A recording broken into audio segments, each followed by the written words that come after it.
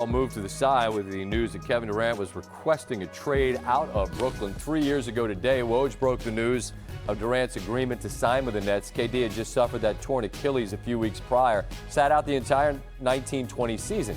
Nets did make the playoffs. They were swept in the first round by the Raptors. Durant returned on opening night the following season, helped the Nets grab the 2 seed in the East after beating the Celtics in 5. Brooklyn hosted Game 7 against Milwaukee. Durant tied and nearly won in the final seconds, had his foot not barely touched the line.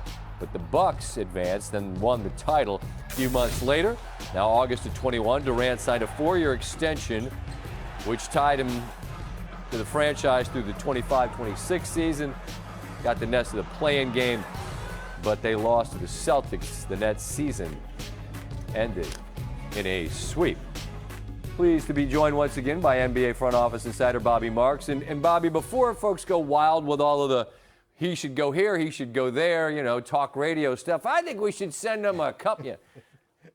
How does the fact that Ben Simmons is on this Nets roster impact what Brooklyn can get back?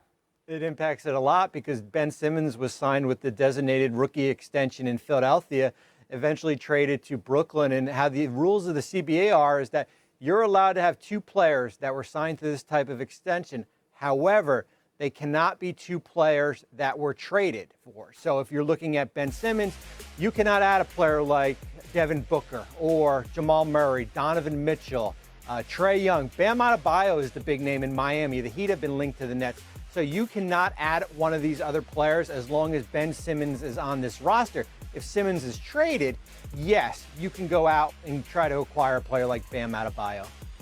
Okay, so given that, which probably a lot of folks don't understand or even knew was a sticking point, who are the teams that have a clear path that you find intriguing?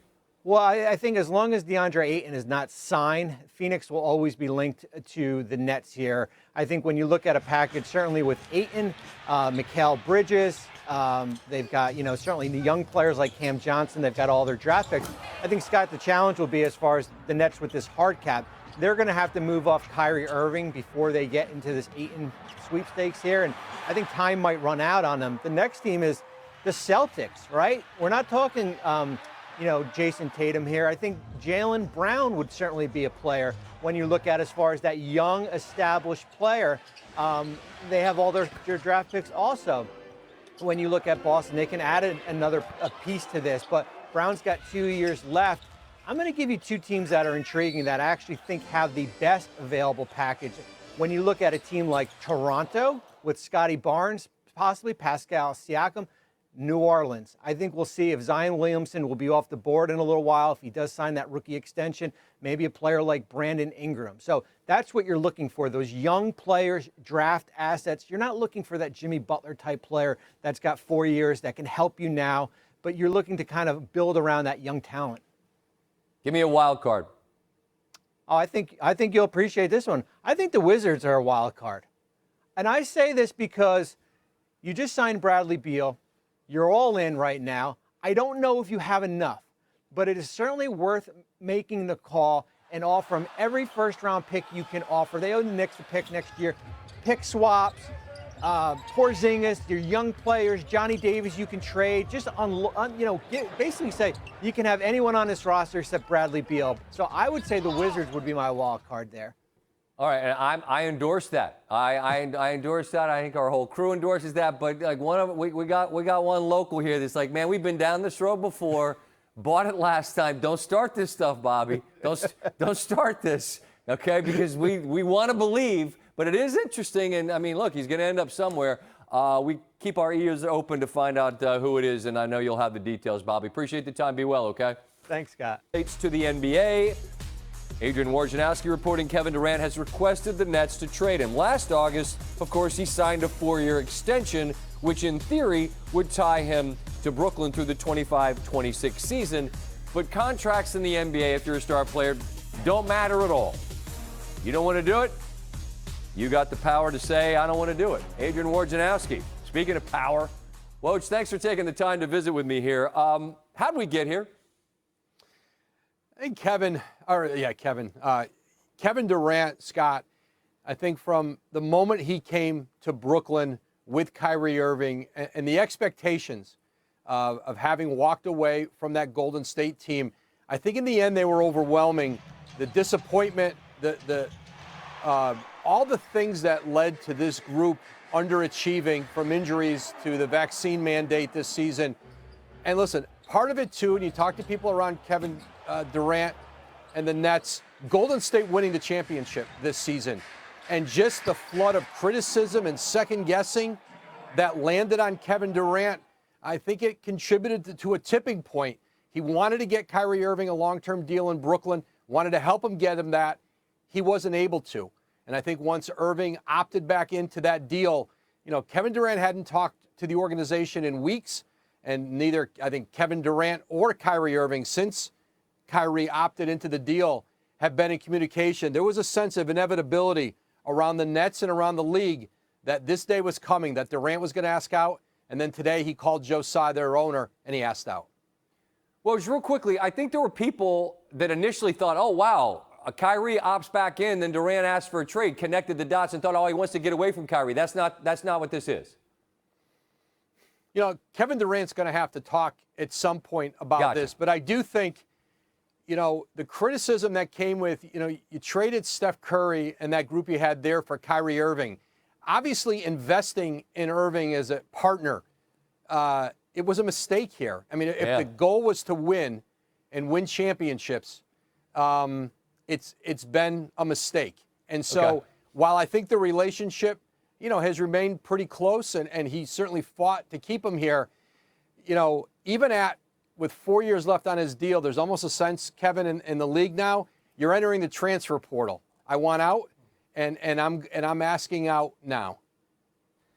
That's just nuts to me as an aside here, Woj. I got other stuff I want to get to. I just don't know in the league anymore. Like, you got a 4-year deal. It doesn't matter. If you're a superstar player, just like, I'm not going to do it. How can you function as a business if this is how it goes? Yeah, the one thing that having 4 years left on his deal does, Scott, is it gives the Nets a lot of leverage in how they can trade. I get that. Kevin Durant, right? They're able to send him almost anywhere they want to, because even small market teams who otherwise would never have access to a Kevin Durant unless they drafted him know if we trade for him, he's got to play here. He's under contract for 4 years. He loves basketball too much.